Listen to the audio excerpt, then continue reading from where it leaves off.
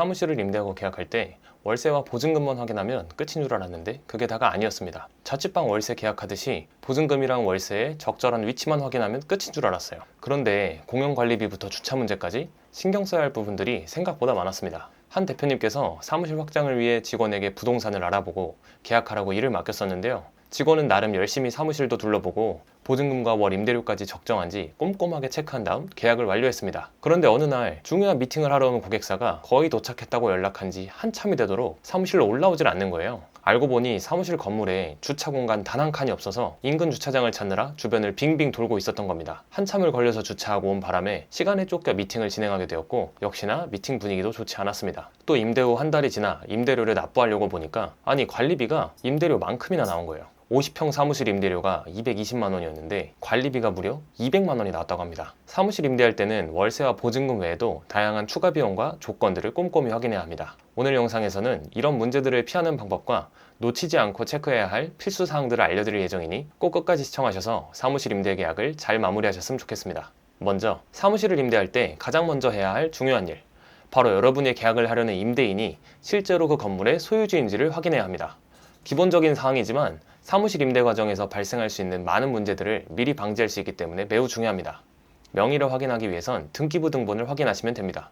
등기부 등본은 건물 소유자와 계약 당사자가 일치하는지를 확인할 수 있는데요. 등기부 등본을 통해 해당 건물에 대한 압류, 가압류, 근저당 등 채권 관계도 파악할 수 있으니까 차후에 금전과 관련된 귀찮은 문제에 휘말리지 않도록 꼼꼼히 확인하시기 바랍니다. 두 번째는 계약 물건을 꼼꼼하게 확인하는 것입니다. 계약자를 확인했다면 다음으로 해야 할 일은 바로 사무실 자체에 대한 꼼꼼한 점검입니다.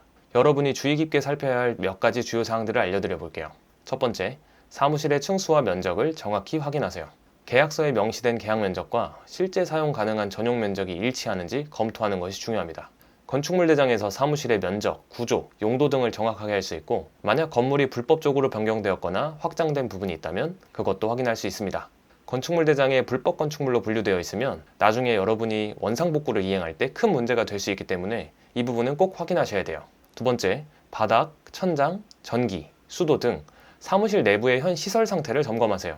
특히 오래된 건물일 경우 전기 시설이나 수도관 등의 문제가 없는지 꼼꼼히 확인해야 합니다. 현재 상태를 사진이나 동영상으로 기록해두면 나중에 원상복구 또는 수리 시에 발생할 수 있는 분쟁을 예방할 수 있습니다. 마지막으로는 원상복구에 관한 사항을 명확히 해야 합니다. 계약 종료 시에 임차인이 어느 정도까지 사무실을 원래 상태로 돌려놓아야 하는지 계약서에 명확히 기재되어야 하고 이를 위반할 경우 발생할 수 있는 벌금이나 추가 비용에 대해서도 사전에 명확히 기재해야 합니다. 이렇게 사무실의 세부 사항을 하나하나 꼼꼼히 점검하는 게 처음엔 귀찮을 수 있어요. 하지만 문제가 발생하면 책임 소재를 가리는 중요한 기준점이 되기 때문에 문제를 빠르게 해결하는 데 큰 도움을 줄 겁니다. 세 번째는 보증금 및 월세 플러스 관리비입니다. 사무실을 임대할 때 보증금과 월세는 가장 중요한 사안이에요. 마음에 드는 사무실의 보증금과 월세가 주변 시세 대비 적정한지 최대한 많은 물건을 알아보는 게 좋습니다. 지하철과의 거리, 층수, 엘리베이터 유무 등 비슷한 조건의 사무실을 둘러보면서 보증금과 임대료가 적정한지 기준을 잡고 선택하는 게 좋습니다. 공용관리비의 여부와 있다면 얼마인지도 반드시 확인하세요. 관리비가 월세에 포함되어 있는지 아니면 별도로 납입해야 하는지 알아보셔야 합니다. 공용관리비는 건물의 청소나 보안유지, 공공시설의 유지보수 등을 포함할 수 있는데요. 가끔 공용관리비가 월세만큼 나오는 사무실들도 있으니 반드시 확인하셔야 됩니다. 그리고 보증금의 액수와 반환 조건을 확인하셔야 합니다. 예를 들어 임대료를 3개월 이상 연체할 경우 보증금에서 자동으로 차감되는 조항이 있는지, 계약을 해지할 때 보증금 반환은 어떻게 될 것인지 등을 명확히 해야 합니다. 계약 기간과 그 갱신 조건을 명확하게 확인하고 계약서에 기재되어 있는지 확인하세요. 임대료 인상 가능성에 대해서도 사전에 알아두셔야 하는데요. 사업이 잘 되고 사무실을 계속해서 사용할 수 있으니까 미리미리 알아두시는 것이 좋습니다. 사무실을 구하는 지역에 공실이 많고 임대가 잘 안 되는 곳이라면 렌트프리를 요청할 수가 있는데요. 렌트프리 기간 동안에는 임대료를 납부하지 않고 관리비만 납부를 하면 됩니다. 렌트프리를 받았다면 그 기간 안에 사무실 준비를 빠르게 마치신 다음 관리비만 납부하며 저렴하게 사무실을 활용해야겠죠? 그러기 위해서는 사무실 계약과 동시에 빠르게 사무실 내부를 채워야 하는데요. 사무실을 빠르게 준비하기 위한 방법들을 정리해서 고정 댓글에 남겨두었으니 꼭 한번 확인해보세요.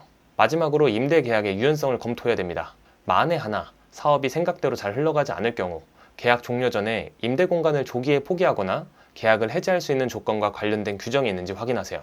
시장 상황에 따라 유연하게 대응할 수 있는 옵션을 갖고 대비하는 것이 정말 중요합니다. 네 번째는 공용시설에 관한 사항입니다. 사무실을 선택할 때 사무실 그 자체의 공간뿐만 아니라 건물의 공용시설도 중요한 부분을 차지해요.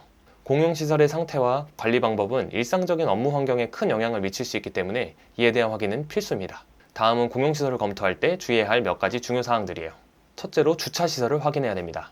사무실 임대 시에 주차 가능한 총 대수와 이 중 몇 대가 무료로 이용 가능한지, 방문 차량을 위한 주차 공간이 있는지 확인해 보세요. 주차 공간의 확보는 직원들과 방문객의 편의를 위해 정말 중요합니다. 특히 서울이나 수도권에서는 주차 공간도 부족하고 주차 요금도 살인적인 것 다들 잘 아실 겁니다. 고객사와의 중요한 미팅이 자주 있다면 반드시 주차 공간 여부를 확인하세요. 다음으로는 화장실과 복도 등의 공용공간 관리 상태를 확인해 보세요. 공용공간들이 깨끗하게 잘 관리되고 있는지, 정기적인 청소가 이루어지는지 등등을 검토해 보는 게 좋습니다. 특히 화장실의 경우 청결하게 관리가 되지 않는다면 직원들이 편하게 업무를 보기 어려울 수 있어요.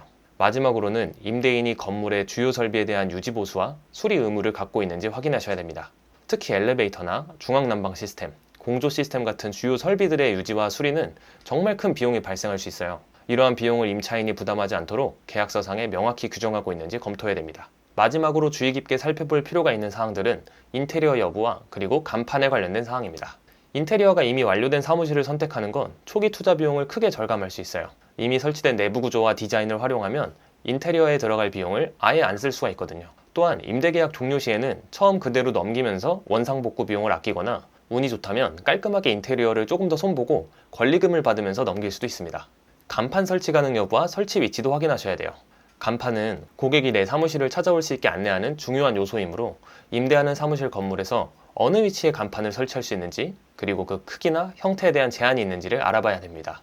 자, 오늘 말씀드린 내용들 어땠나요? 생각보다 많은 사항들을 검토해야 하는 것처럼 보일 수 있지만 사실은 계약하는 사람, 사무실, 그리고 공용공간, 건물 밖의 간판 등 크게 4가지만 꼼꼼하게 검토하는 일입니다. 그래도 헷갈리신다면 계약하러 가시기 전에 영상을 한 번 더 보시면서 체크해야 할 사항들을 메모해 놓으셨다가 계약할 때 하나씩 체크하며 활용해 보시기 바래요. 사무실 계약을 마쳤다면 다음 단계는 업무를 시작하기 위해 사무실 내부를 채우는 일입니다. 인터넷 설치부터 컴퓨터, 복합기 렌탈까지 준비해야 될 것들이 아직 남았습니다. 업무를 시작하기 위한 사무실 준비에 대해 좀 더 자세히 알고 싶으시다면 고정 댓글의 영상을 확인해 보세요. 사무실을 준비할 때 필요한 필수 항목들을 자세히 정리해 두었습니다. 일편단심에서는 앞으로도 구독자 여러분들의 일을 편하고 단순 심플하게 만들어 드리기 위해 계속해서 유용한 컨텐츠들을 제공할 예정이니까요. 앞으로도 저희 채널에 유용한 꿀팁과 영상들을 놓치지 않으시려면 구독과 알림 설정을 해두세요. 채널이 이제 막 시작했기 때문에 구독하지 않으면 새로운 영상들을 놓칠 수 있습니다. 오늘도 시청해주셔서 감사드리고요. 다음 영상에서 더 유익한 정보로 찾아뵙겠습니다. 오늘도 좋은 하루 보내세요.